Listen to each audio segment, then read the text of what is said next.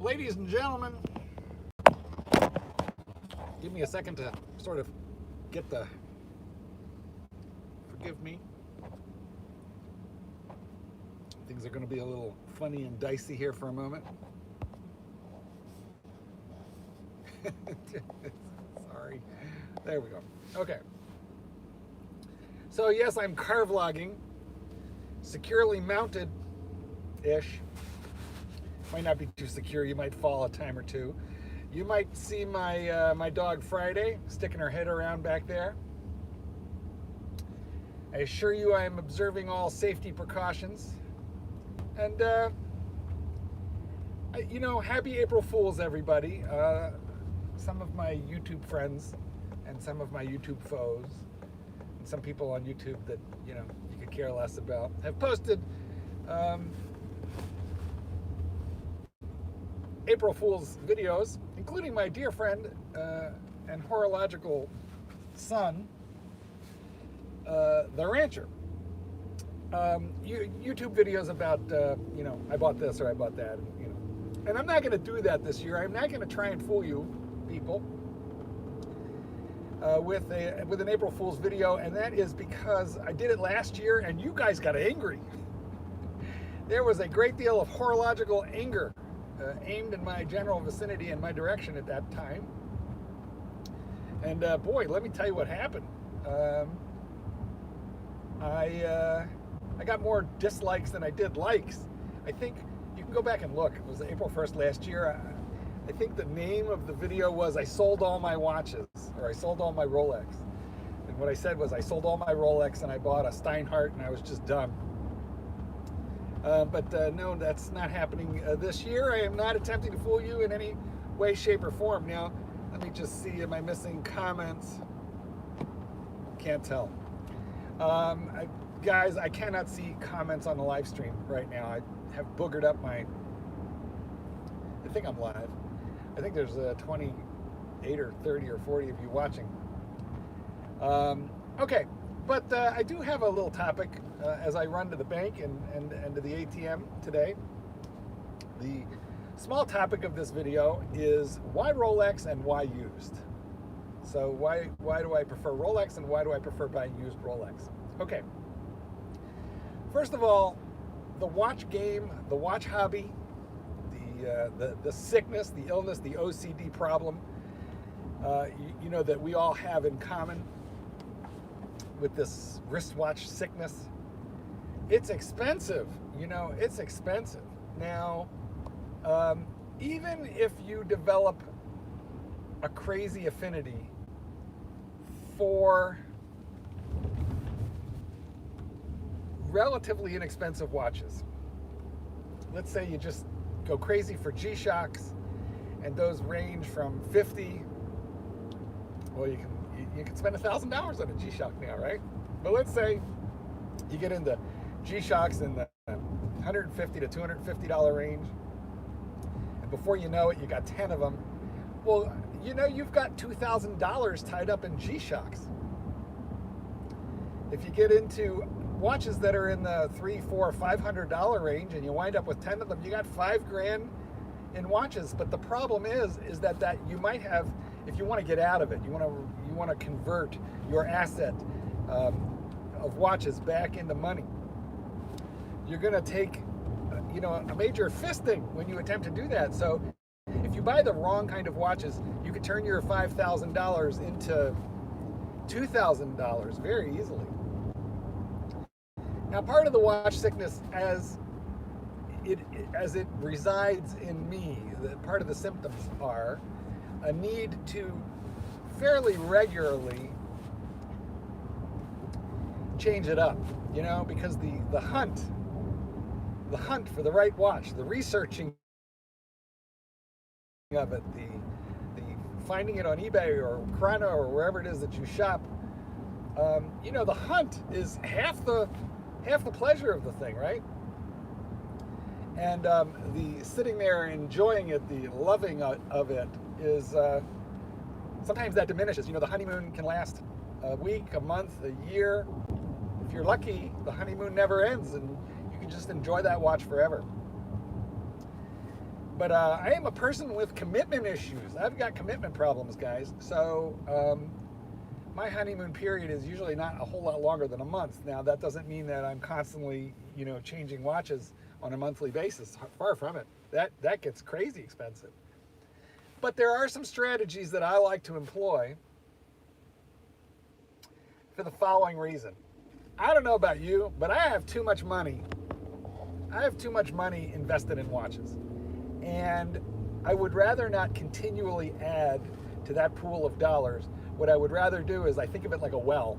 If I keep it relatively full, sometimes I can go to the well and take water out, and then sometimes I can put water back in, all right? So if I have, I'm just gonna, I don't know, let's say $50,000 in watches. So take a person, I don't even know if that's what I have in it.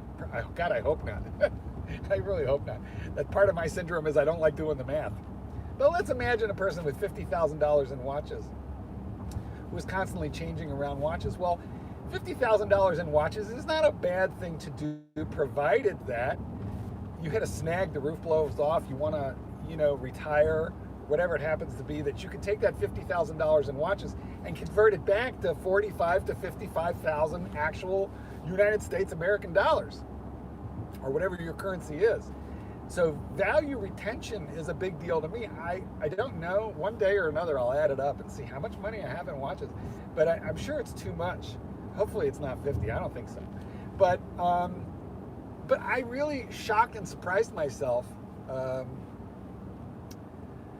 about within the last 6 or 7 months. I took a bunch of watches, all in the $2,000-$3,000 range, that I didn't often or hardly ever wore, and I sold them. And when I added up the money, I had recovered something in the vicinity of $14,000 in actual cash money back into my bank account from watches that I was barely wearing. Now, one of the things that I like to do is I like to buy a watch right. Air quotes. I like to buy a watch right. If you buy it right, then you will be able to sell it, right? So just as a small example, there was a G-Shock that typically sells for $250 that I had bought for $130, and I was able to sell it for $180 on eBay. And even after I paid all the eBay fees, I still came out a little better than even. You guys know that I bought a Zenith, and then I sold the Zenith. I just bought it super cheap. By the way, the Zenith, it was the El Primero in 42 millimeters.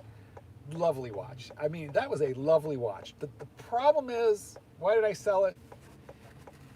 Because I'm not a chrono guy. It turns out I should not own a chronograph. It's just, for me, it's a complication I don't like. I just love me some dive watches. Hear that? I love that. Playing with this thing is like popping bubble wrap. It's like having a fidget spinner or bubble wrap with you at all times. I love it. So there are certain watches that I still enjoy that don't have a dive bezel, but mostly I'm a dive bezel kind of guy, right? So I sold the Zenith after keeping it for a few months and realizing the honeymoon ended in like 2 weeks and I was never going to wear it. And that bothered me because I had I bought it super well. I bought it for $3,500, box, papers, still factory warranty on it, and it had 2 leather straps, 1 original, anyway, and the bracelet, right? And the stainless steel bracelet on that thing is expensive. This was factory original, so I just got a great deal on it, and I sold it on eBay for more than I paid. And after I paid my eBay fees and PayPal fees and all like that, I still made a modest profit. That doesn't always happen. If you don't buy right, not only do you not make a modest profit, but you could take a bath. But I recovered about $14,000 in shitter money, and I realized that I was lucky because on some watches I lost a bit of money, on some I made a bit, as I just told you. I'm not going to be the guy who tries to fool you and say, oh, this is easy and you'll always make money. Oh no, this is hard and you will not always make money. But I got back $14,000, almost $15K in watches that I didn't especially like and I barely wore. So that is a lot of money. That is a lot of money to have tied up in junk, in stuff. that you're not going to enjoy, that you're not going to love, that's not going to be a constant and important part of your life. So that brings me to Rolex. First, I don't buy Rolex only because it, air quotes, retains value. That, yes, keeping my $5,000 is very important to me. Yes, it is, because I'm not minted out of money. So yes, I am interested in keeping my money. But fortunately, I happen to love the brand. Now, you could find a lot wrong with it, and if you do, that's fine. I'm not here to argue. Boy, people in the watch community are very argumentative. You will find any number of watch gurus who will argue with you.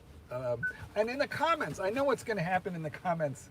Go ahead, in the comments section of this video, have at it, guys. Go for it. We're parked now. Go for it. You can just you can crucify me as much as you want to for Rolex. Some of the comments are overpriced. Everybody has one. She likes driving. She doesn't like parking. Hey, just, they're overpriced. They're mass produced. Everybody has one. You're like lemmings, and maybe all of that may be true. But I don't care. I'm from the generation that says this is a status symbol. It holds its value, and they're just, it's beautiful, and it's so well made. Now, is it mass produced? Yes. This thing is made largely by robot, I think. And I'm sure that, by the way, this is the 43 millimeter red line anniversary Sea Dweller. I think it's better than a sub, because look, it fills up my wrist. A sub would be little and skinny, and I don't have a sub, but I kind of want one. Anyway, first, let's start with, I like the brand Rolex. They have invested billions, at this point literally billions of dollars, in creating brand image and cachet, and I fall for it, hook, line, sinker. So am I a lemming in that way? Yeah. I confess, I admit it. Is it a mass-produced watch? Do they make like 1 million watches a year? Yeah, probably all true. Doesn't bother me at all. These watches are running within half a second of accuracy per day. That's a thing of beauty. I mean, no, they're not hand engraved and hand decorated like a Patek Philippe or a, it's not strong horology like, well, you think of your strong horology brands. Sorry, I'm having a blank on some French name of the, it's not Ultimate Piguet, but no, there's a couple of guys out there, like literal master watchmakers, building 200 watches a year and selling them, and those have the best horology. I grant you, that. But the problem is, almost nobody has ever heard of them, and by the time you spend $25,000 or $30,000 on one of those watches, you have turned your $25,000 into like 12, on the used market, when you have commitment issues like I do and you want to get rid of it. So guys, Rolex for me, because it retains its value. Now, I'm sitting in a Ford Explorer Platinum Edition, 2018, 27,000 miles. It's the first brand new spanking car that I have bought in a long time. And I bought it brand new because when you went 1 year under this one, this is a 2018, when you went to the 2017, it was missing a whole lot of technology that the 2018 had. Why am I talking about cars? Because honestly, you're kind of a schmuck if you buy a new car. And I was a little bit of a schmuck in buying this car new because I paid retail for it. I just wanted it. I could afford it. I would have saved a ton of money if I would have bought a 1-year-old version of this car with 12 or 14,000 miles on it. I would have saved a ton of money, because as I drove this exact vehicle off of the lot, literally when I hit the curb and went over the curb and left the dealer, this thing dropped like instantaneously, I don't know what, 20% in value, right? God forbid I decided the next week I wanted to trade it in, or I put it on Auto Trader. I would have lost a huge amount of value on this vehicle because of depreciation. New things instantaneously depreciate. And there is like this myth that Rolex doesn't depreciate. But guys, that's a myth. Rolex depreciates. Okay. I spent $12,000 for this. I think, what is it? 12,000, 11,000. I think this is like an $11,000 watch at the AD, and this is one of the very few things I've ever bought at the authorized dealer, which I'll talk about when you buy from the AD in a second. Okay, real quick. I buy from the AD only when it's cheaper to buy from the AD, which is not usually. Some models it's cheaper, in which case then do it. You know, if you can. It's very hard to get them to sell you anything.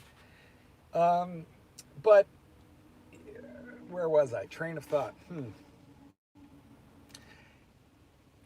There is no depreciation. Well, it's kind of a myth. So now there are exceptions to this rule. But if you buy, let's say you're lucky enough to buy well, let's take a Datejust. You buy a Datejust and you spend $10,000 on it at the authorized dealer. You walk across the threshold. You decide, crap, I don't like it.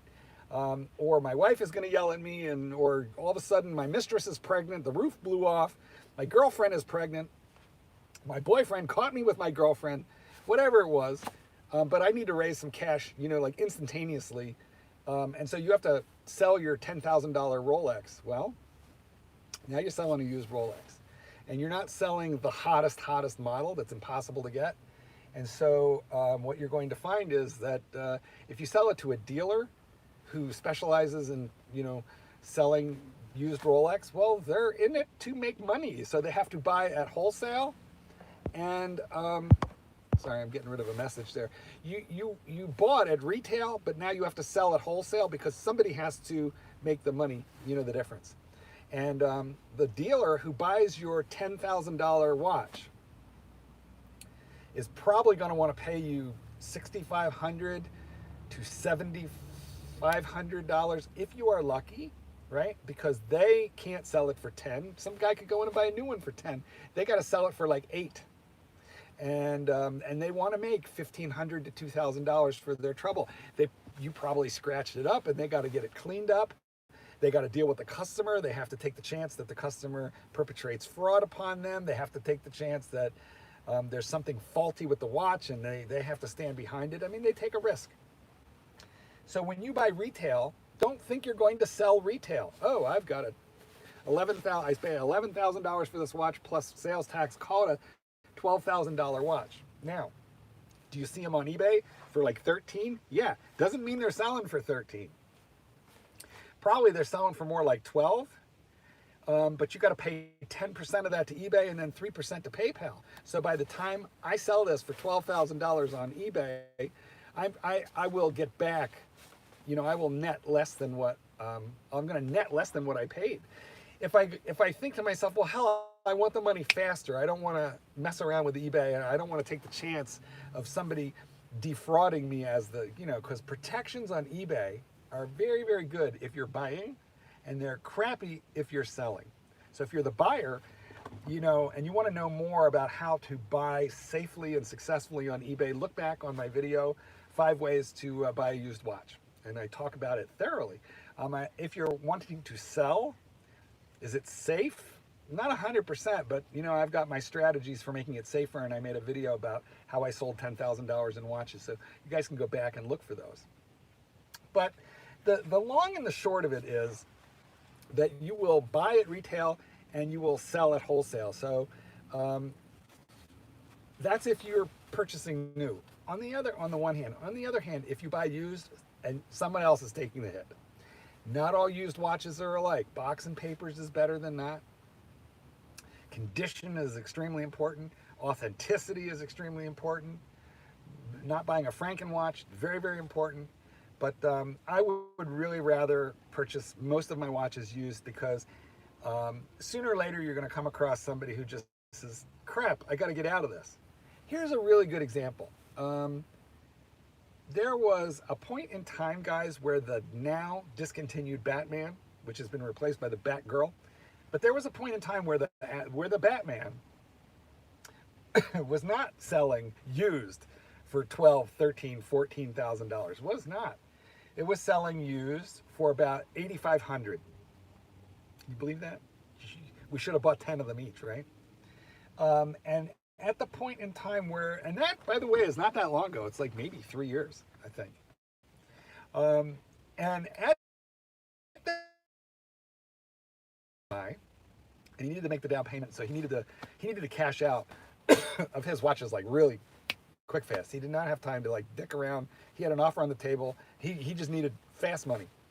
And so I bought my Batman, which I still have, which I will keep. I bought my Batman for $7,800 in cash, in $100 bills. And that was a terrific deal. Now, okay, it wasn't like thousands low, but it was like 1,000 low. So by percentage, it was, you know, it was a well deal. And those deals are out there to be had if you want to know how I do it and how I recommend you do it. Well, again, go look back on my video, 5 ways, you know, to buy a used watch. And for those of you who are watching this live, you'll have to go back and look, you know, through my channel. And for those of you who are watching this video after it uploads to YouTube, I'll go into the description and put some links there of some relevant videos that you might want to check out. So the reason that primarily you want to buy used, with a couple exceptions, and we'll get to those in just a second, but the reason you primarily want to buy used is because then you're buying under retail. You know, you're buying under retail. Now, what are the exceptions? Well, you're certainly not going to buy under retail on a ceramic Daytona or really any kind of Daytona.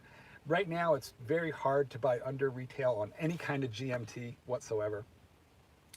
So, but you could still buy under retail on a Datejust and on a Submariner and on any of the Explorers, Air King. Submariner, it's getting a little hard, but you still could buy it under retail. And these are the watches that when I purchase them, I want to buy them used. All right.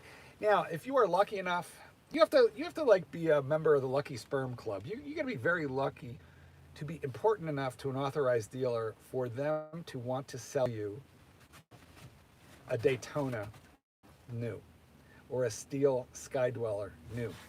Oh, you know, here's another watch, by the way, that you can get under retail used.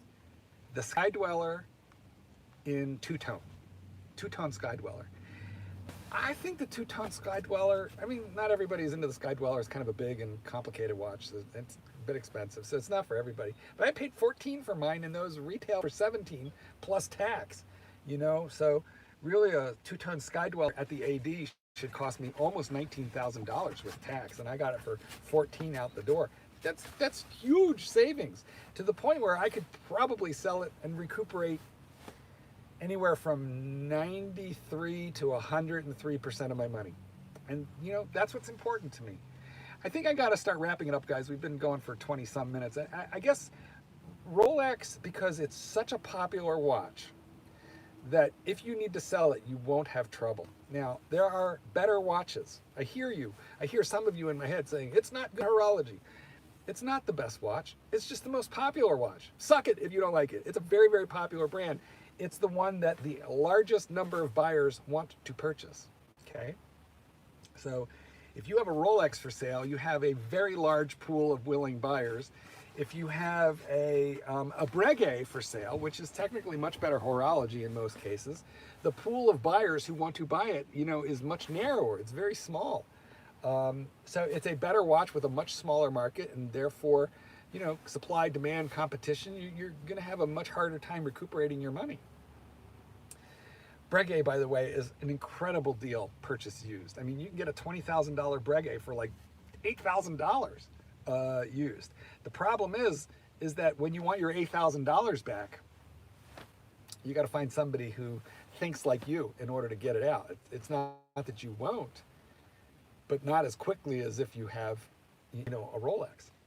So Rolex, because it has such strong brand recognition, it has such strong reputation, it is not handcrafted horology, but these guys have perfected the manufacturing robot to the point where my Skydweller is not even off by half a second per day. I mean, I can put that watch into a watch winder, come back to it a week later, and it's like 2 seconds off.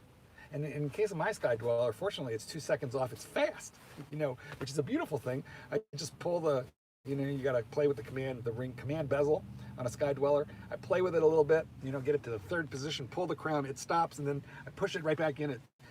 It's up again, 2 seconds. So I don't need to correct it very often. That's miraculous. These are not just superlative chronometers. These are unbelievably, ridiculously high-level superlative chronometers that are just getting better and better, Now, a friend of mine has the new Omega Seamaster with the laser engraved, the 300 meter. I really want one. It's another whole video. But a friend of mine has one with the laser engraved ceramic, the brand new 2018 version, 42 millimeter Omega Seamaster Professional Diver, okay? And he says that his watch is off something like 3 seconds a month. A month.